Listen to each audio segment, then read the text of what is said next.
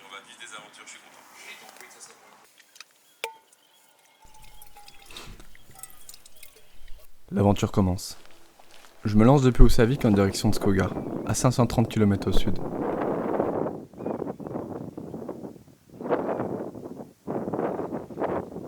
Dès les premiers jours, je comprends que je vais avoir des difficultés. Ma voûte plantaire commence à me faire des grimaces. Bon, c'est-à-dire que j'ai 29 kg sur le dos. Pour un gars avec les pieds plats, c'est pas si mal. Le deuxième soir, j'arrive au bord du lac de Mivat. Bon, ce qui est marrant, c'est que c'est infesté de millions, voire de milliards de petits moucherons. Au début, c'est un petit peu flippant. Mais bon, en réalité, ils ne piquent pas, donc tout va bien.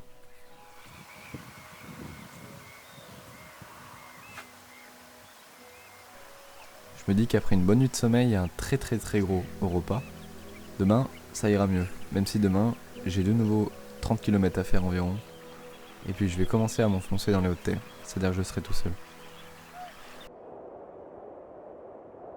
Marcher ici tout seul dans ce début des hautes terres, je me suis jamais senti aussi libre. Tu te sens libre, très libre. Alors qu'est-ce que tu te sens fragile, tu te sens vulnérable, tu te sens que chaque chose peut t'arriver. Et c'est comme être un funambule, marchant sur un fil délicat. Devant il y a la liberté, et sur les côtés il y a la vulnérabilité. Le soir du 3e jour, après donc 86 km à marcher, je suis confronté à la réalité. Je regarde mes pieds, je vois qu'ils sont dans un état pas possible. Entre les ampoules, et le fait que j'ai pas assez de pansements ni de quoi désinfecter, mais surtout cette douleur sous le pied. Cette tendinite qui est revenue. Ce soir-là, je regarde l'horizon, je le regarde avec émerveillement, et j'en viens à la conclusion que j'ai pas besoin, aujourd'hui, d'aller de l'autre côté. J'en ai plus besoin, plus envie. Je pense que c'est bien de faire demi-tour. Changer de plan. De lieu de faire une ligne droite, de prendre des virages, d'aller voir ce qui se passe ailleurs. Je crois que le plus frustrant dans tout ça, c'est que je porte du matériel vidéo et que j'ai pas le courage. Quand il me reste 25 km à faire, poser mon trépied, faire mon plan. J'ai pas le courage. C'est pour ça que les 3 premiers jours, je ramène pas beaucoup d'images et c'est frustrant. Je veux en faire plus. Je veux ramener des souvenirs. Il est temps que mon voyage prenne une autre direction. Je vais en direction des montagnes. J'ai envie de prendre une claque visuelle.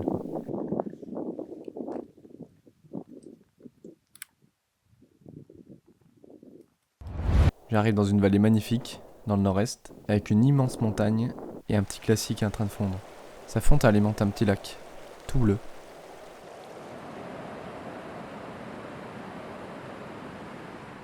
Je suis pas tout seul ici. Il y a des petits moutons, et eux et moi, on va attendre le coucher de soleil. J'imagine qu'il va être magnifique.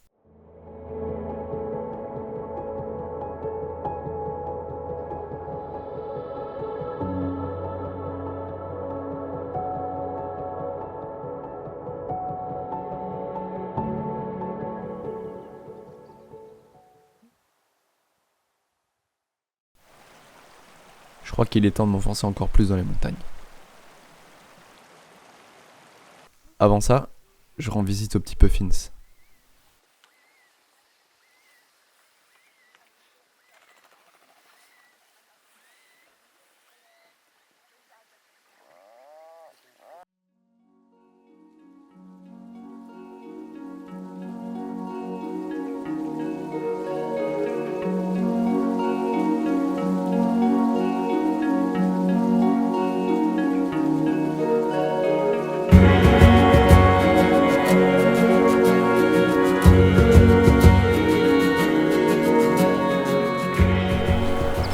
Incroyable. 3h du mat. Venu de nulle part. Tout à l'est. Lever du soleil.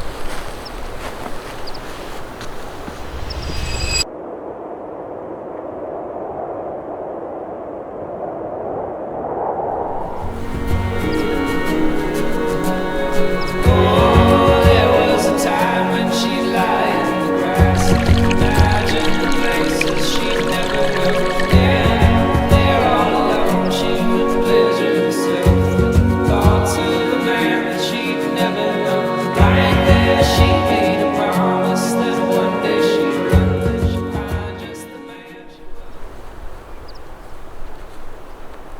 Je pense qu'il y a des endroits qui existent, car nous y allons.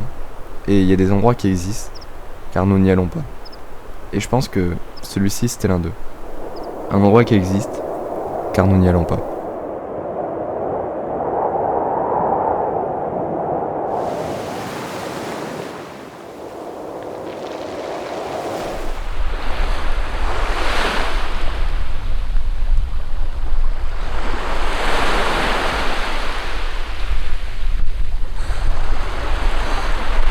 Hurry up! So close, that's crazy.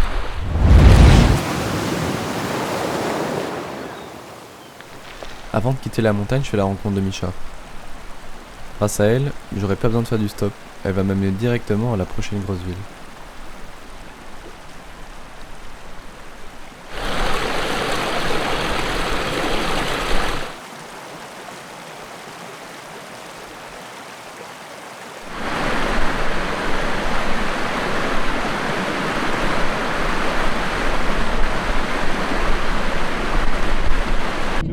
Sur la route, je fais la rencontre d'un jeune couple islandais. Ils ont eu pitié de moi au fin fond des fjords de l'Est où personne ne passe quand j'étais sous la pluie. On parcourt des centaines de kilomètres ensemble.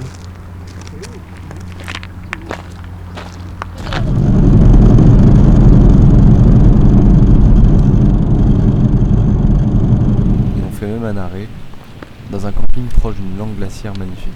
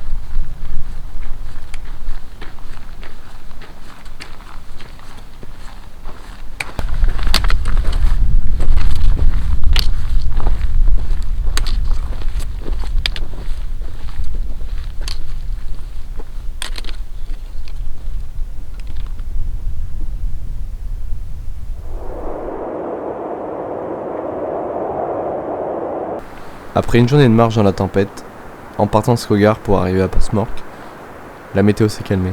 Je découvre un paysage magnifique, il n'y a pas de bruit, je suis seul. C'est un moment hors du temps.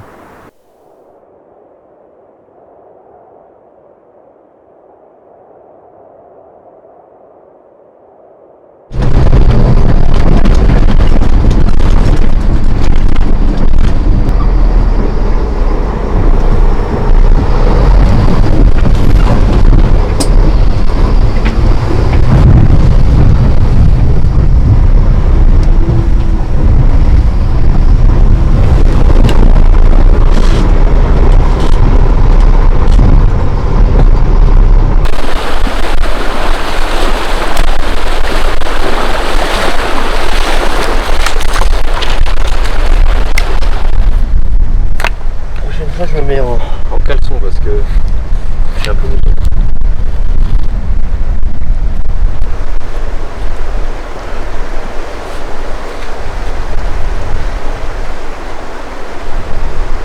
Il n'y a plus trop de soleil.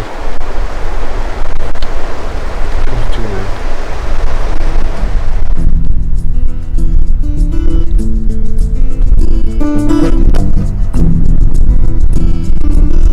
Tu as peur des gens qui passent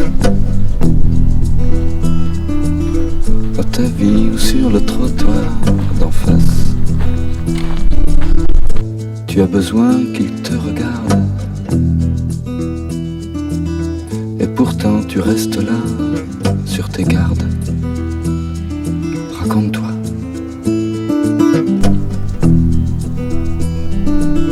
Raconte-toi. Tu écris au visage que tu as vu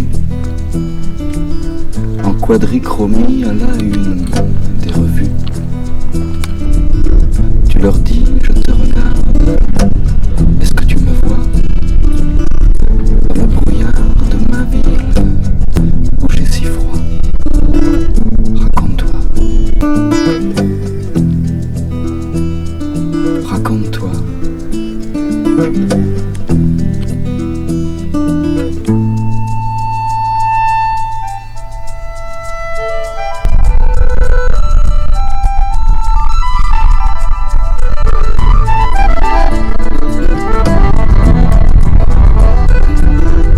Envoie toutes sortes de messages aux inconnus et lucioles de passage. Prends le parti du risque et des erreurs. Le silence est toujours complice ou trompeur. Raconte-toi.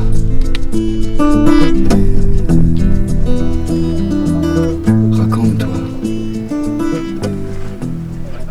Aftavan et son lac. Et j'y parviens après 3 jours depuis Skogar. Je prends mon temps. Je sais que le voyage touche à sa fin. Du moins, celui dans la nature islandaise. Ici, j'ai l'impression que je marche chaque jour, presque ivre du bonheur que je touche du pied. Alors je prends mon temps. Ici, je profite. Y a pas grand chose, mais ça suffit.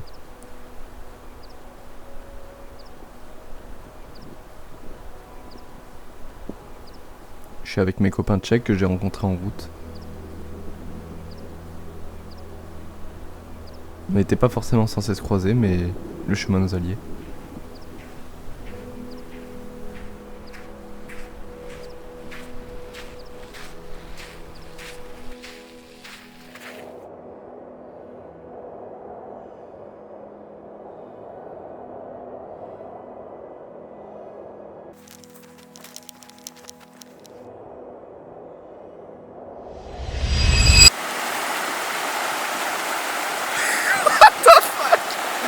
What the fuck? Avec la superbe idée de Vaclav, on choisit tous les deux de pas se mouiller les pieds. Gabriella, quant à elle, choisit de pas tenter le raccourci. C'est bien dommage.